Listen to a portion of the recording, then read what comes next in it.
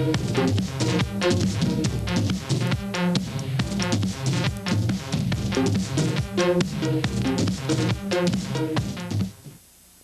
everyone, hi, I'm Bill Burton. Welcome to this week's edition of Trackside, your New England racing magazine. And boy, we got a big week schedule headed for you.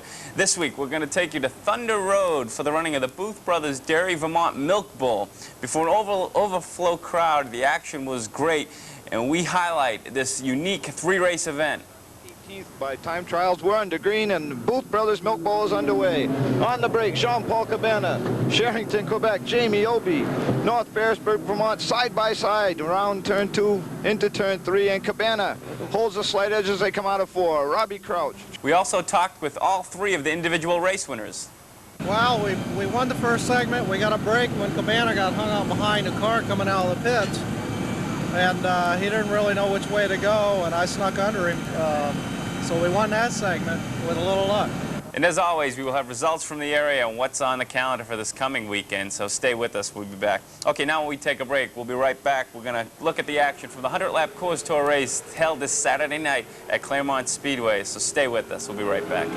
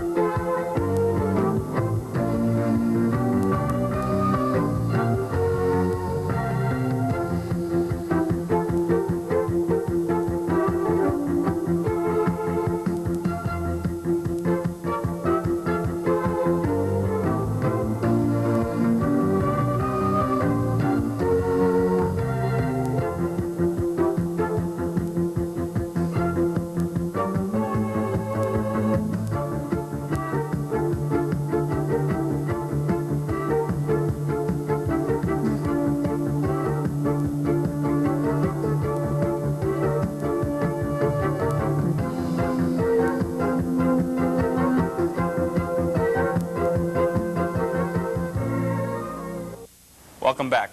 Well, Claremont Speedway played host on Saturday night to the Granite State Coors Tour 100 race. In preliminary action, Barney McRae looked to be the man as he took the first heat in the semi-main.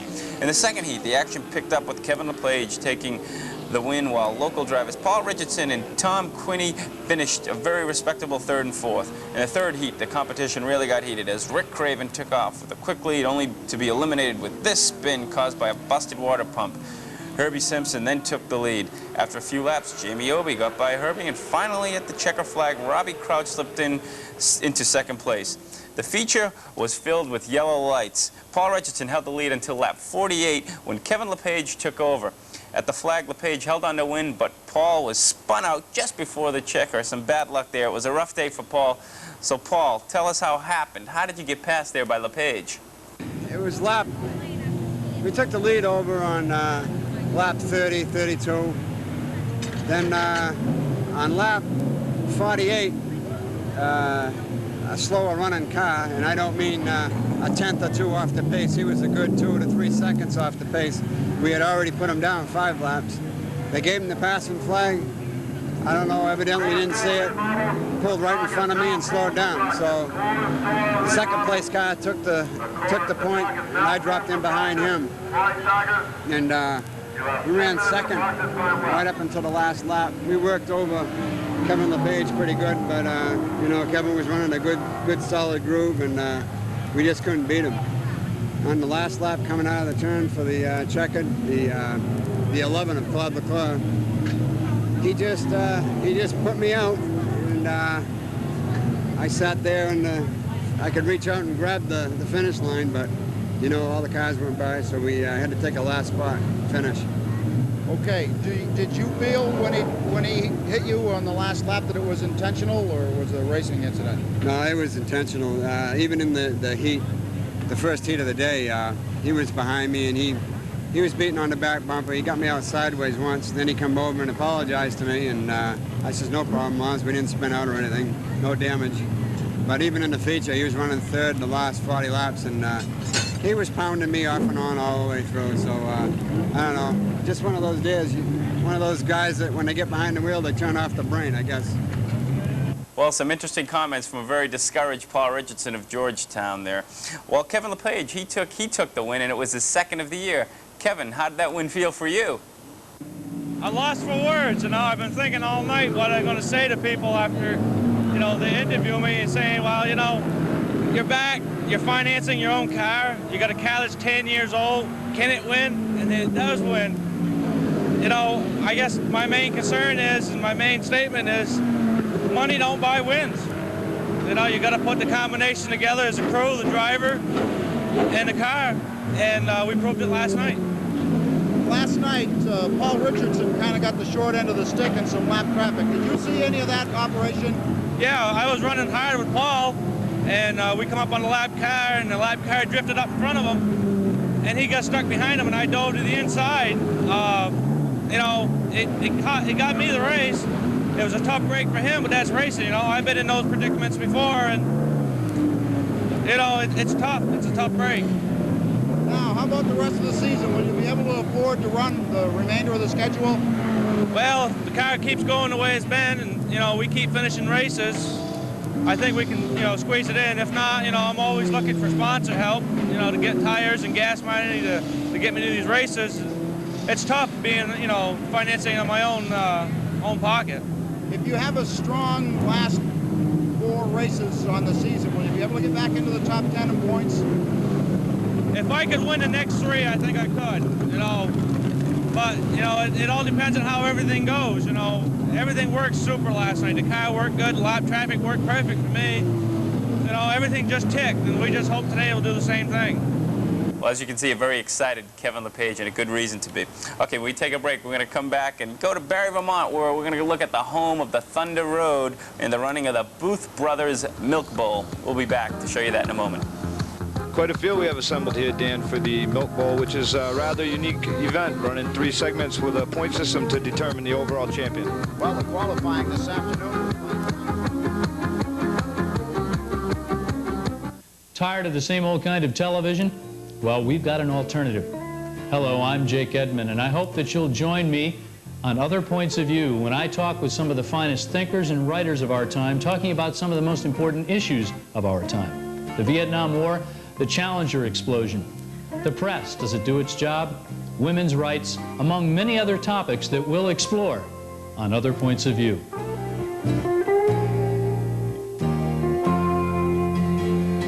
Welcome back.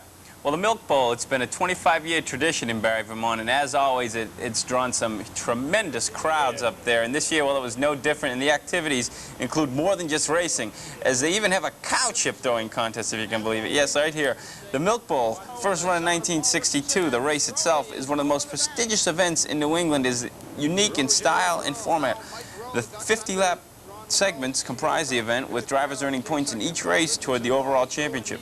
To start the first 50-lapper, the car's time trial, with the fastest starting on the pole. The race is run with each earning his finishing position in points. 5th equals 5 points, etc., etc. The second segment is lined up by reversing the finish of the first. In other words, the winner of the first segment starts last. Again, drivers earn points for their second segment finish. The third segment is lined up by reversing the finishing of the second 50-lap segment. The winner is the competitor with the lowest number of points and the 3 best possible. Jean-Paul Cabana, started off Milk Bowl Sunday with a bang by setting fast time and earning the pole position in the first segment. Okay, John Paul, do you usually time trial well? Yes, I time trial, but I have so many problems. If I check with Crouch, Crouch run about 8 times this year. He won the time trial. I win about 3 or 4. But I'm not a fast runner at the time trial normally. But today, I think I run very well on that track, and I like that track. I win the last time, and have the good chance for today. Do you like the format, the reversal of the finish of the first race and then the finish of the second race? Do you enjoy it, or is it hard? But I win, I remember so many years before, I won the 350 laps. But in 1987, you can make that, the reason the traffic is hard, plus the competition. You can start in the back, go finish straight in the front, and 50 laps, that's about impossible. But for like that, that's the kind of race, I sure like, start in the front, like today, I start the first race in the front and stay there, for 150 laps. But that's the race with the reverse feed, and we made that, and I think we have a good chance. That's all. What would you rather do, win for the day or win a segment? I tried, you know, for the first one, I tried for win the segment. That's important. If you give you a lot of points, you know, if you start a second segment with the finish first and the first one, that's very important. The first segment began with almost a tragic beginning. Jack Bateman, who started 12th in the 22-car starting field, flew off the first turn at full throttle and something broke in the front end, bringing out a red flag. His Chevrolet cartwheeled once and then barrel rolled, coming to a rest upright.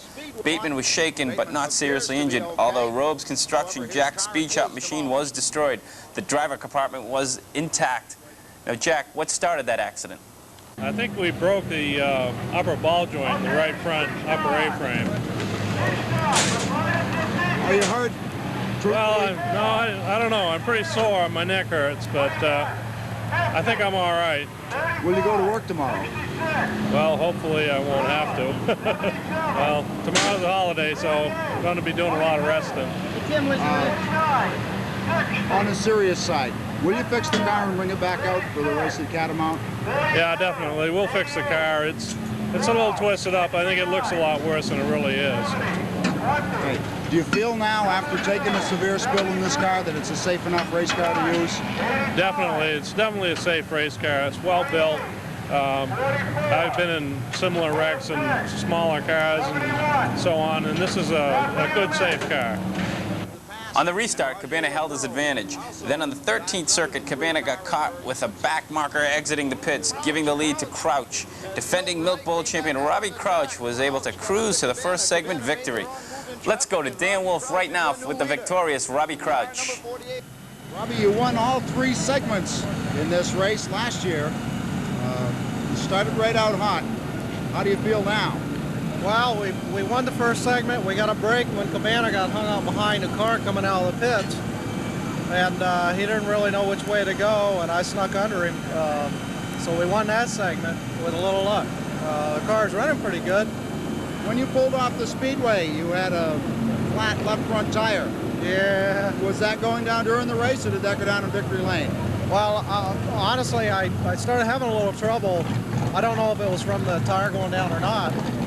I didn't notice the tire was flat, you know, it was going down until we stopped in victory lane. But I was having a little trouble. I hope that was the problem. And, do you have enough rubber to run the other 2 segments? Well, no, because you only allow 7 tires in this race, and that's to go the 3 segments. And I had a flat tire in time trials, and now I've had a flat tire in the first segment. So we're down to not having any spares. Would you have been able to pass Paul Kanaan in open field running? He was pretty fast. I don't think so. He looked real strong, and I think that he had that segment pretty well in hand, unless something like happened. I think he has the fastest car, at least in that particular segment. And if he can, you know, hold it together the rest of the day, then he's got a real good shot.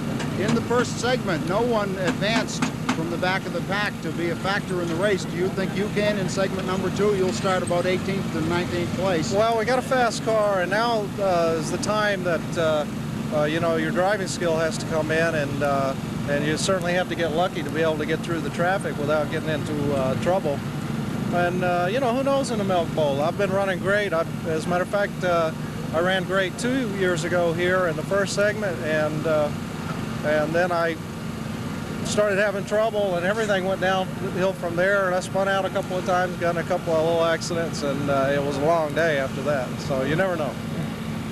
Well, the second race was a great race itself, with Ralph Nason and Dave Dion doing battle. Finally, Dave got by Ralph to take the win, and again, Dan caught up with the winner. Dave, you had a disappointing run in the first segment of the Milk Bowl today, and then you went right out and won the second segment. Well, starting up front helps, and the team made a lot of changes. We're still no match for Robbie and John Paul and Beaver and them guys, but we saved a little face grabbing 1 victory anyway. Do you think starting in 18th next time around, you'll be able to come up through and advance yourself? Does the car feel better than it did in the first segment? Well, I'll be running with Robbie and, you know, the front runners now, so if nothing else, I'll be able to gauge myself. If they run off and leave me, I'll know I haven't made the progress I had hoped. But, you know, starting up front, I didn't know how quick I was running or how how much of an improvement we had made, just that the car ran much better and was able to hold them off anyway. There are a few more Coors Tour races left in this season. How many of them will you run? Well, we'll run the New England 300 for sure, and we're not sure on the Beech Ridge race. We haven't really decided yet. Beech Ridge has always been a real enemy to you. Yeah. Do you think you'd try it just for spite? I want to lick that place. We got running real good with the Thunderbird last time, and you know, I ran good in Prescott's car, and I crashed. If I ever finish, I really feel I'm going to win it.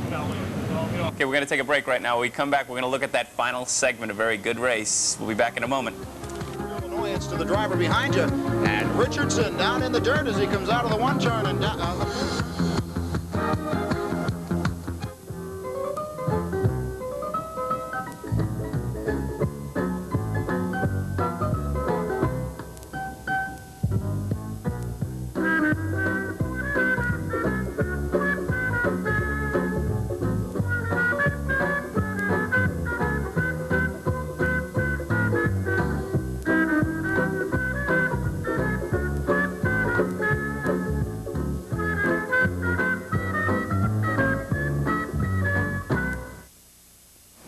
Welcome back. Well, as I said, that final segment was a great race. We're going to go to Dan Wolf and Mark Thomas for the highlights.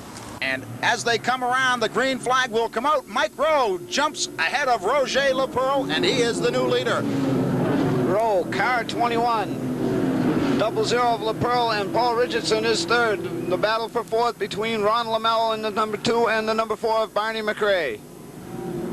Rowe filling in for the injured Mike Berry.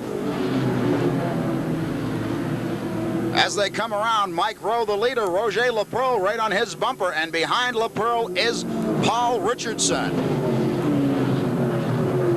Now breaking into top 10, Jean-Paul Cabana in the 5A. He's following Kevin LePage through traffic. Right behind him, Jamie Obie in the 41 and the 48 of Robbie Crouch. And a big fight on the track right now sees Barney McRae jump in behind Rick Craven. He had been on the outside challenging Ron Lamell, and now Craven pulls out alongside. Up front, Paul Richardson takes second from Roger Lepearl, diving on the inside of the fourth turn. Richardson, now your second place car is in the Snafu 7. Craven needs a good finish. He has not done well in the second half of the season in the E.J. Prescott ride. He had done better as an independent.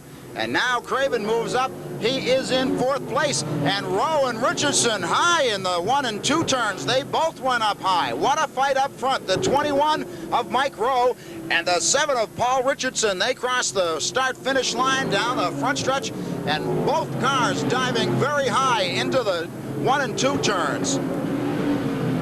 Richardson high on the outside of the tracks, pulled even with Rowe. Oh, Rowe pinches him as they come across the stripe.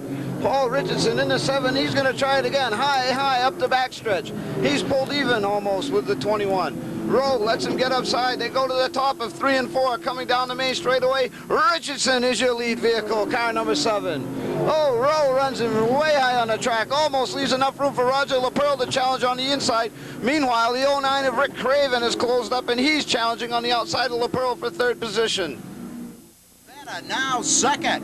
And Paul Richardson, troubleless. He passes a lap car. The 66 car failed to move down for Richardson. Richardson had difficulty with that at Claremont.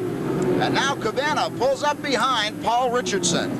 Cabana, oh, yellow on the Speedway. Looks like a car went off the top of turn 4. It's the 21, Mike Rowe, in the Action Racing car. E.J. Prescott sponsored vehicle. Looks like the right front tire is flat on that machine. Now we know why Rowe had continued to go wider and wider. He had a tire going down. It caused a severe... As they go down into turn 1, Richardson goes to the front rather quickly. Jean-Paul Cabana fills a hole under Roger Lepearl. He's got second spot. Rick Craven and Robbie Crouch are coming quick. Richardson, the DHS Homes, the Snafu car. And it is imperative that Robbie Crouch catch up with Jean-Paul Cabana and pass him, because this is the shootout. The 5A and the 48 are tied. With the least number of points, they have 5 points each. And if Jean-Paul could win this event, he'd have 6 points and be the overall winner for the afternoon. And Crouch has to beat John Paul to be the overall winner for the day, and the halfway flag is shown to Paul Richardson as they come around this time. Crouch just taking Ricky Craven on the lap previous to this. He's got 4th spot, and now comes the task of putting Roger LaPearl behind him. This could be interesting as the 00 and the 48 come down the main straightaway. Richardson, Cabana sticking down low in the 5A. Oh, Roby spins through the infield. Oh, near the course tour pace car. Roby is out of harm's way. There will be no yellow, so Richardson continues the leader, and Cabana drives Richardson down low in the 1 and 2 turns, but there's no place to go.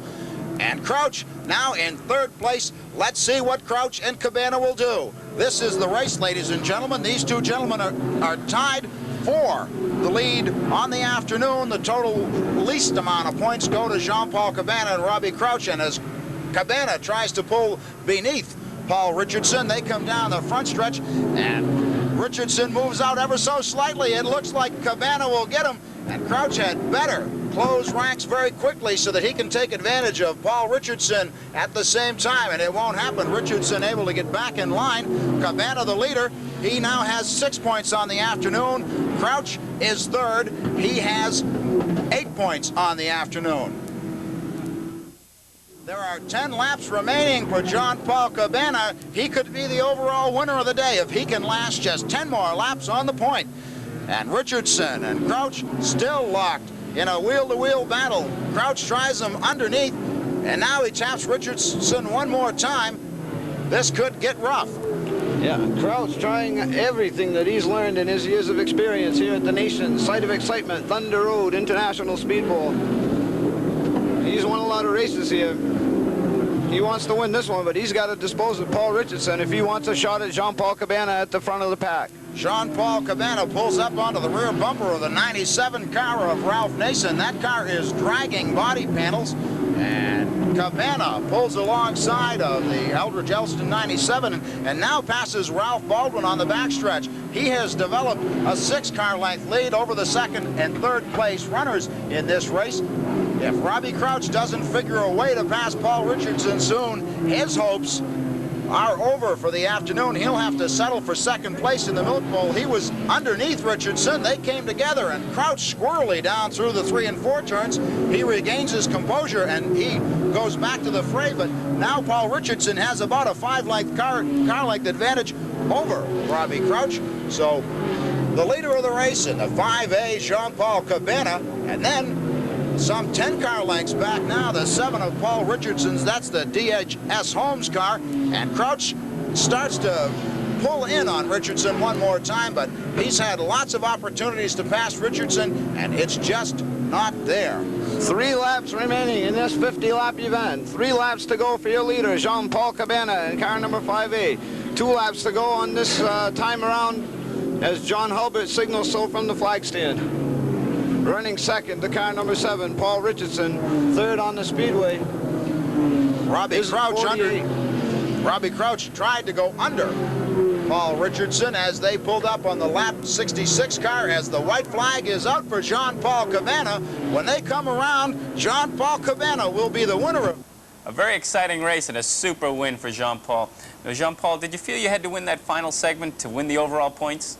What I need finish in the front of Robbie Crouch. If I finish in the front of himself, I win the Mill Bowl. But you know, in the first 5-6 lap, I know that my car run very well, and I try to distance more if possible Robbie. But as soon as I'm in the front and Robbie's in the back, I have more chance. But you know, Robbie he pushed very hard to the beginning of the race to the end of the race. That's not the guy. He just make 4 or 5 laps fast and he quit after. You know, he's be there to the end of the race. Will you race next year? I don't know. That's so many questions, you know, somebody asked me. But I make a very big arrangement with Motion Bureau, with my sponsor, 1 month after the race is finished. And now we take the decision with the big men. And before I take the decision myself, you know, but I never follow the decision. But this time I take the decision with the big men like Motion and my sponsor, PP Electric, and I think after that we know where we go. Well, we heard from a somewhat discouraged Paul Richardson earlier in the show, but Paul, after this race, would you like to run a race like this every week? Yeah, I wouldn't mind this at all. You know, we finally got it hooked up the last segment here, and you know, pretty happy the way the car was running. But, you know, this is one of these tracks on the tour where this is the third time I've been here, and it's a different racetrack. You got to get set up for it. But this is what we got to expect. Until we come around to our second and third time at these different racetracks, it's going to take a while to get running good. But I think we've got this one pretty well figured out. As the season winds down, are you still happy with your decision to join the Coors Tour? Yes, very much so. Yeah, we're looking forward for another year. We've picked up a bigger sponsor to go along with what we got. So I think we'll be right in there next year in a lot of races. We also had a chance to talk to Ken Squire, a well-known CBS sports announcer and one of the managers up there at the track. Ken, do you ever have a bad day up here? Oh yes, we've had them. We've had times it's fairly empty, but the good news is that this year has been just remarkable. We've been blessed. You know, I think it's probably the best show in America for the price. Not many places you can go for $2.50 and see 14 events on a Thursday night and start at 7:30 and be done at 10 o'clock. And then we had this family ticket, you know, $5 for a family of 4. Concessions did great. Everybody had a good time. And because of the type of cars that we're running right now, these Tiger cars, it allows us to do that. And then when we run the big races, we get the dollars they need too. But we really think it's brought it back. We've had the biggest crowds we've ever had. Will you run the same format next year? Yeah, pretty much, but this year we went to 2 features. We may have to, you know, we've been 5 years at $2.50. We might alter that a little. We've got to talk that over this winter. But it's been great, and this Milk Bowl, which is such a tradition and such a great part of, I think, American racing, has such a unique format. Certainly proved it today, and to see Cabana win in what is becoming the afterglow of his career was very special. Okay, you've been a figure in Vermont racing for years. How did you happen to jump up into national prominence and work for CBS? Beats me. Now let's look at some of the other results from this past weekend. And as we should note, the past 4 weeks we've seen sellout crowds all over the tracks, especially at Hudson Speedway, where they've been drawing incredible crowds.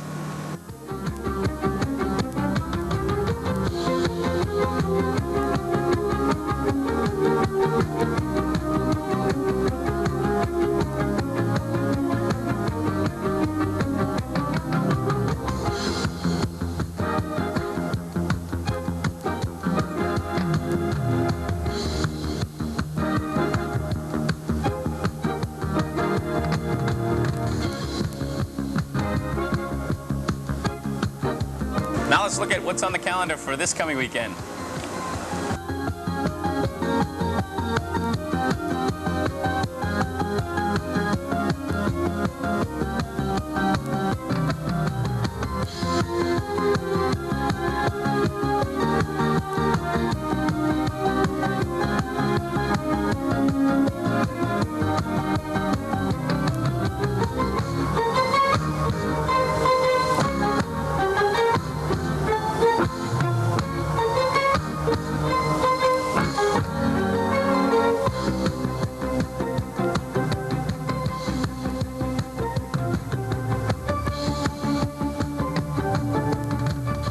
Well, I'm Bill Burt. I'd like to thank you for watching here at Trackside, but I'd also like to remind you that next week we'll bring you highlights from the Classic as well as other action results from tracks in our area.